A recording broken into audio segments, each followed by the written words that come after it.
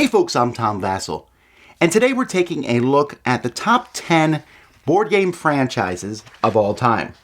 Now, take this list obviously with a grain of salt, but I think franchises are important. When you go and you play a game and you say, wow, this game, I like this game a lot. Is there more like this? It's easy for people to get into it. It's easy. I think they kind of expand.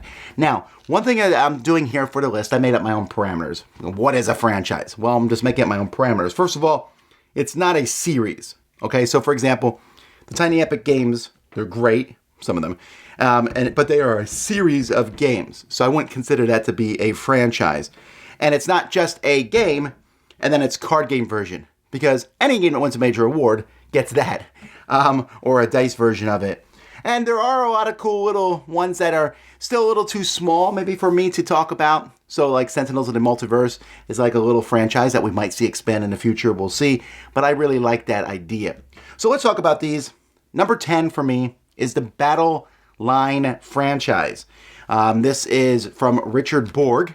It started with his game Battle Cry, the Civil War, and basically a concept of having these plastic little miniatures, and then you fight each other by playing cards and then moving units based on what part of the board they're in, and then fighting the other person. It came well into recognition with Memoir 44, then with Commands and Colors, Ancients, and just there's a World War I version, there's a Napoleonic version, there's all kinds of versions for this game, and they're from all different companies too, so it's kind of interesting. So I just thought this would be my number 10, the Battle Line series. Number 9 is Terranoth. Now this is where we get kind of hazy, and I understand this Terranoth is maybe more of a universe, but it's a universe with some pretty strong staying power. I make fun of Terranoth a lot because it's like, hey, this is D&D, but it's Fantasy Flight's D&D. There are differences, but they've worked really hard to make these differences pretty obvious. We have the Descent, which is kind of the flagship thing of the series. We got Rune Wars and Runebound, and there's so many different games where they take this just the Battle Cry series is like one of the crossovers of the series. Battle Lore is also in this universe too, and because Fantasy Flight has this universe set in stone and it works well. When a new game comes out, they're like set in the Terranoth universe, and so that's my number 9, Terranoth. Number 8 is Carcassonne. Carcassonne is obviously a franchise on itself. It's not just a series. We have Carcassonne itself with 2,000 games. We have Carcassonne, which is the card version of Carcassonne. We have Carcassonne Around the World. We have different variations. We have a Bible-themed version of Carcassonne. Carcassonne, that tile-laying game that's very easy to play, but at the same time you can make it complex. My Carcassonne, I would never introduce to new people because there's like 15 expansions in it. But when you play it, it can be a very focused, strategic game. Number 7 is the Arkham. Now, this one's kind of because Arkham is across the board. It's kind of a theme more than anything else. But Fantasy Flight has taken Arkham and kind of made it a franchise. This is the second franchise of 3 for Fantasy Flight, where they have Arkham Horror and Eldritch Horror and Elder Signs and just various games that are Arkham Horror, the card game. They have these various games that are set in this shared universe where they have kind of made the rules.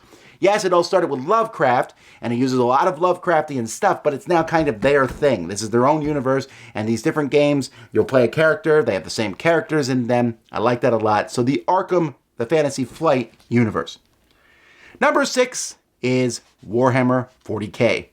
Now, I suppose I could have put Warhammer on the list too, so just imagine that they're here at the same spot. But Warhammer 40K, a very big game, miniatures game, back and forth, has so many subsets of games that can be played from it.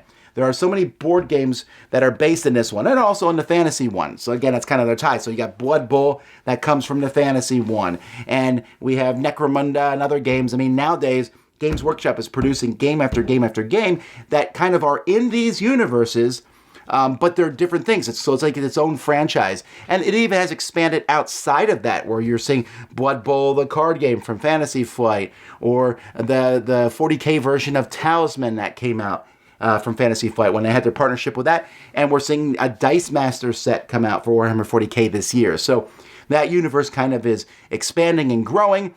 And whether you love it, in the future, there's only war, or hate it, it's definitely one we're talking about. Let's see.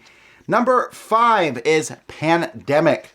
Pandemic has spawned its own group of games. Obviously, Pandemic was extremely popular, and then we have the Pandemic dice game, and we have the Pandemic game where you were the virus. We have different versions of Pandemic, from Cthulhu to other, around the world, and then we have the Pandemic Legacy series themselves, which have just changed the world by storm. And Pandemic itself, you say Pandemic, and people are like, I will buy it. So I think this one is strong enough to be its own franchise. Number 4, one of the biggest franchises in the world for sure, and that's Catan. The Settlers of Catan changed everything when it showed up on the scene. People really liked Catan, and they liked the idea of, rolling dice, getting these resources and trading them with each other. But we wanted more. The 5 to 6 player expansion, a Seafarers expansion, a Cities and Knights expansion, multiple expansions. Then a card game, which turned into the Rivals of Catan. Then there was a dice game. And then there's Catan Around the World. And then there's Candemir. And there is other games that were set in this universe. There are books. There's a movie coming out, for crying out loud. I still don't know what that's going to be about. But a franchise that a lot of people like, Catan. Number 3 is Star Wars. Now, Star Wars has been scattered throughout many different companies. So we'll focus right now on the company that's basically taken it home. And that is Fantasy Flight, this third franchise of theirs. They have their X-Wing. They have Star Wars Armada. You have Star Wars Imperial Assault. You have the new Star Wars Legion. You have the Star Wars dice game. You have their Star Wars trading card game.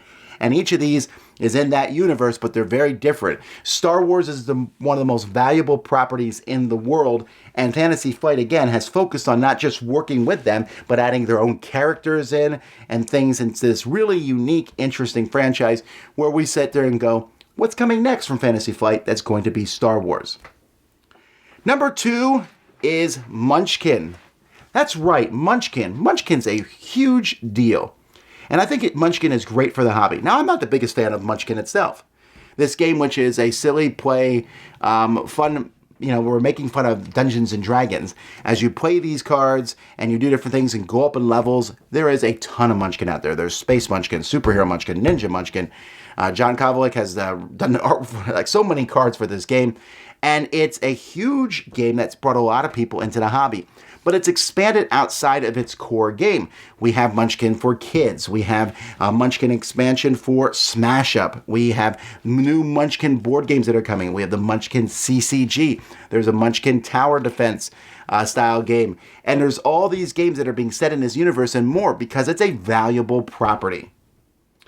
Number 1, was, when I was going through this list, I thought it was pretty easy to pick, and that is Dungeons and Dragons.